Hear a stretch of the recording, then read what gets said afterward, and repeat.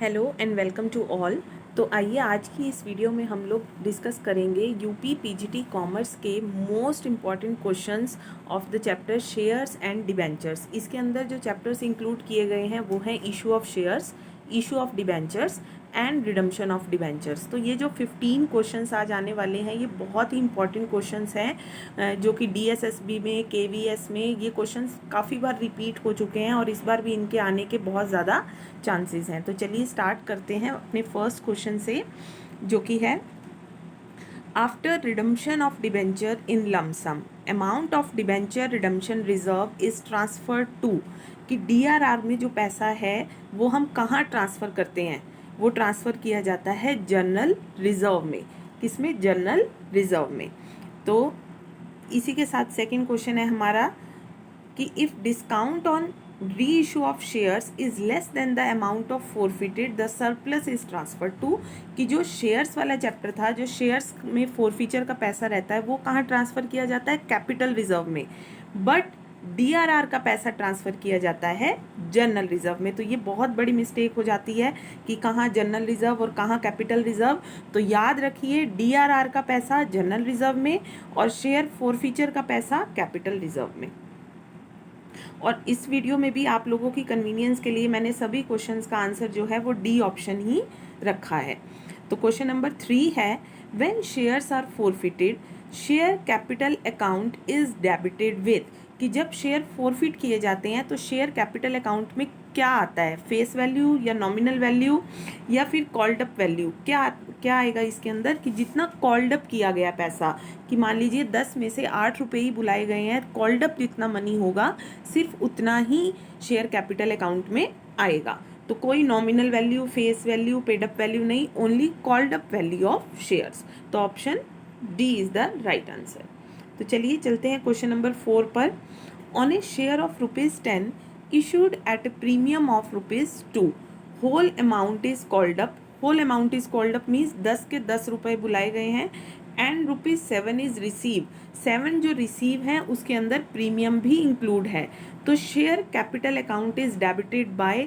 तो share capital account अभी हमने डिस्कस किया कि कौन से अमाउंट से होगा? कॉल्ड अप से होगा। अब यहाँ पर एक जो कन्फ्यूज़न की बात है वो ये है कि 10 रुपये का शेयर है और पूरे के पूरे ही बुलाए गए हैं 10 रुपये, और प्रीमियम भी है, और प्रीमियम जो है वो रिसीव हो चुका है। और वैसे भी प्रीमियम का पैसा उसमें नहीं आता, अगर प्रीमियम रिसीव नहीं होता तो वो अलग से शो होता है।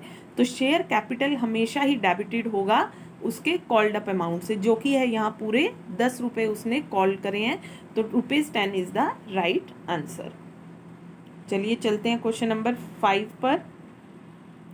Premium on issue of shares can be used for. कि जो इशू ऑफ शेयर्स, जब हम शेयर्स इशू करती है कंपनी और प्रीमियम पर इशू करती है, तो प्रीमियम एसपीआर में बहुत सा पैसा इकट्ठा हो जाता है। तो वो पैसा किस काम में आता है? तो वो पैसा आएगा loss on issue of debenture को पूरा करने के लिए। कि जब डिबेंचर पर लॉस हो जाए, लॉस इन द सेंस कि अगर वो डिस्काउंट पर इशू करे गए और प्रीमियम पर रिडीम करे गए तो ये कंपनी के लिए तो लॉस ही है। तो ये लॉस वो कहाँ से पूरा करेगी? अपना premium on issue of share, SPR, security premium reserve में से वो अपना ये लॉस पूरा करेगी। तो option de los on issue of debenture. तो इस लॉस के अंदर ध्यान देने वाली बात है, दोनों ही अमाउंट होंगे। कौन कौन से? एक तो जो डिस्काउंट पर इशू होगा, discount on issue of shares, and second one is premium redemption on premium. कि अगर प्रीमियम पर कंपनी रिडीम कर रही है अपने डिबेंचर्स तो भी वो लॉस ही है। चलिए क्वेश्चन नंबर 6 पर। और अगर फिर भी आप लोगों का कोई डाउट है तो प्लीज़ मुझे चैट बॉक्स में ज़रूर आप लिख के मुझे बताइए। क्वेश्चन नंबर 6 है हमारे पास, redemption of debentures can be done out of. Redemption कहाँ से होगी डिबेंचर्स की? कैपिटल में से, प्रॉफिट में से, या नन ऑफ दीज? तो रिडम्पशन किया जाता है कैपिटल में से भी कर सकते हैं, प्रॉफिट में से भी कर सकते हैं और दोनों में से भी कर सकते हैं। तो ऑप्शन डी इसका राइट आंसर है। बोथ हो सकते हैं, कैपिटल में से अलग से भी हो सकता है, प्रॉफिट में से भी हो सकता है, और दोनों का मिक्सचर भी, हम दोनों को मिक्स रेशो लेकर भी इनका रिडीम कर सकते हैं। लेकिन जब भी रिडीम करने के जो रूल्स होंगे वो फिर थोड़े से इनके डिफरेंट हो जाते हैं। तो ऑप्शन डी इसका राइट आंसर होगा।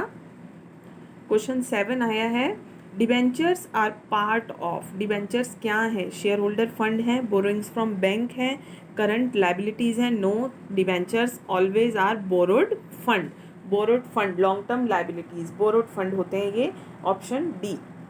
Debenture holders are lenders of company, कि इनको फिक्स रेट से कुछ ना कुछ इंटरेस्ट, जो भी इनकी प्री डिटरमाइंड रेट होता है उस पर इंटरेस्ट ये लेते ही हैं, चाहे प्रॉफिट हो चाहे लॉस हो। इससे रिलेटेड क्वेश्चन भी आने वाले हैं। तो डिबेंचर होल्डर क्या होते हैं? कंपनी के lenders of a company, option D. 9th है हमारे पास यहाँ पर, डिस्काउंट और loss on issue of debenture is written off from, कि जो लॉस हो जाता है, loss on issue of debenture, ये क्वेश्चन दोबारा से आया है हमारे पास। Issue of debenture, sorry, loss on issue of debenture कहाँ से आएगा? थोड़ा सा ये क्वेश्चन देखो पहले से अलग है। कैसे अलग है? कि यहाँ पर ऑप्शंस के अकॉर्डिंग ये क्वेश्चन अलग हो जाएगा। कैसे? कि वैसे तो एसपीआर में से ये राइट ऑफ किया जाता है जो लॉस है हमारा, लेकिन अब मान लीजिए लॉस हो रहा है हमें 30,000 का और एसपीआर है हमारे पास सिर्फ 20,000 का, तो बाकी का 10,000 कहाँ से राइट ऑफ होगा? वो होगा फिर स्टेटमेंट ऑफ P&L से। तो इसका राइट ऑप्शन है हमारे पास सबसे पहले एसपीआर अगर है तो, और अगर उसके बाद भी अगर कुछ लॉस बच रहा है तो वो होगा स्टेटमेंट ऑफ P&L। तो यहाँ पर इसका सिर्फ ए नहीं होगा, जो कि पहले क्वेश्चन में बताया कि एसपीआर से होता है। तो ऑप्शन डी इसका राइट आंसर है कि security premium reserve if exist and there after from statement of P&L। तो चलिए अपने चलते हैं 10th क्वेश्चन की तरफ। ये जो अभी हमने क्वेश्चन करा दिस इज वेरी इंपॉर्टेंट। तो चलिए अब चलते हैं अपने 10th क्वेश्चन पर। In the balance sheet of a company, interest accrued and due on debenture is shown in the main head. क्या होते हैं डिबेंचर्स? डिबेंचर्स अभी हमने कहा डिबेंचर्स तो लॉन्ग टर्म होते हैं, बोरोड फंड होते हैं, लेकिन जो उनका इंटरेस्ट है वो हमेशा ही क्या जाएगा? करंट वर्ड में, करंट लाइबिलिटीज के हेड में जाएगा। ठीक, तो यहाँ पर आप कंफ्यूज नहीं होना है कि डिबेंचर नहीं पूछा है, इंटरेस्ट पूछा है डिबेंचर्स का, तो वो जाएगा हमारा करंट लाइबिलिटीज में। चलिए चलते हैं अपने नेक्स्ट क्वेश्चन की तरफ, जो है which of the following statement is correct. कौन सी स्टेटमेंट इनमें से करेक्ट है? Debenture holder is the owner of company. No, owner कौन होते हैं? Share holders are the owner of company. Debenture holder receive interest only in the event of profit. बिल्कुल wrong, कि चाहे प्रॉफिट हो चाहे लॉस हो, डिबेंचर होल्डर्स को उनका इंटरेस्ट मिलेगा ही मिलेगा। ऑप्शन सी है हमारे पास, debenture holder can get his money back only on liquidation. बिल्कुल wrong. And the last one is debenture issued at a discount can be redeem at a profit, कि debenture जो है discount पर issue भी हो सकते हैं और प्रीमियम पर रिडीम भी हो सकते हैं। ठीक है, तो दोनों ही किस में आते हैं? Loss on issue of debentures में। और ये कहाँ से लॉस राइट ऑफ किया जाएगा? अभी हमने करा सिक्योरिटी प्रीमियम रिजर्व में से, और उसके बाद अगर बच रहा है तो फिर स्टेटमेंट ऑफ P&L से। कुछ क्वेश्चंस रिलेटेड हैं तो कंफ्यूज नहीं होना इनमें। Premium payable on redemption of debenture is a, देखो सबसे इसके अंदर जो अच्छी चीज़ है वो ये है कि पेएबल वर्ड अगर आपको कहीं दिख रहा है तो आप समझ जाइए ये लाइबिलिटी ही होता है। तो प्रीमियम पेएबल ऑन रिडम्पशन, वैसे भी रिडम्पशन पे प्रीमियम देना क्या है? लाइबिलिटी, अकाउंट में ये जाएगा क्योंकि पेएबल वर्ड यहाँ पर आ चुका है। तो आप याद रखिएगा, जैसे बिल्स पेएबल हो गए या कुछ भी इस टाइप का है तो वो लाइबिलिटी अकाउंट में ही जाता है। तो ऑप्शन डी यहाँ पर हमारे पास राइट होगा। उसके बाद है 13th, global saving bank limited is to redeem 10,000 10% debentures of 100 each on 30th June 2020. How much amount should be transferred to DRR? तो सबसे पहले हम बात करेंगे कि DRR में कितना पैसा ट्रांसफ़र किया जाता है। तो वो किया जाता है 10%, लेकिन किसका? अगर कंपनी अनलिस्टेड है और यहाँ पर देखो नाम लिखा है बैंक लिमिटेड, तो ये बैंकिंग कंपनी हो गई, तो इनको कोई ज़रूरत नहीं है DRR में पैसा डालने की या DRI में पैसा डालने की। तो यहाँ पर ये बिल्कुल ही रिडीम हो जाते हैं इस चीज़ से। क्या कि इनको बिल्कुल, वैसे तो अगर कोई और कंपनी होती तो 10,000 इंटू कितने का डिबेंचर है 100, तो यहाँ पर इंटू इसका हम कर देते 10% हम करते DRR में डालने के लिए, तो 1 लाख आता हमारे पास।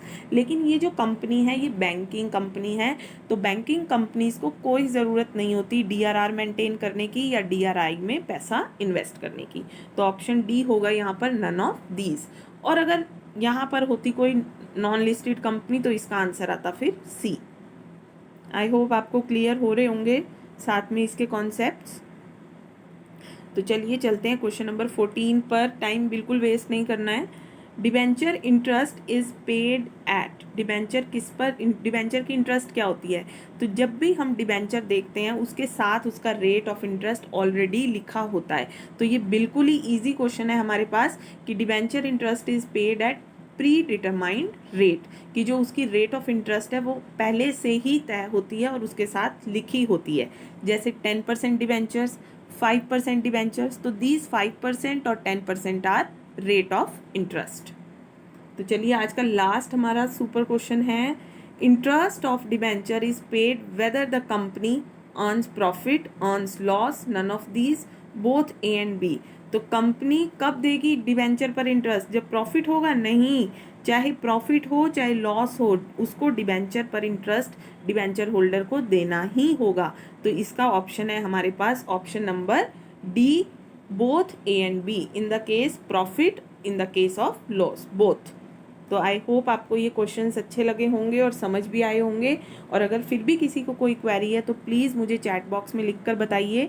और अगर किसी पर्टिकुलर टॉपिक के लिए आपको क्वेश्चंस चाहिए तो वो भी मुझे लिखिए, तो मैं अपनी वो वीडियो डालने की बिल्कुल कोशिश करूँगी। और अगर आपको मेरा वीडियो अच्छा लगा तो प्लीज़ इसको लाइक करिए। And thank you for watching.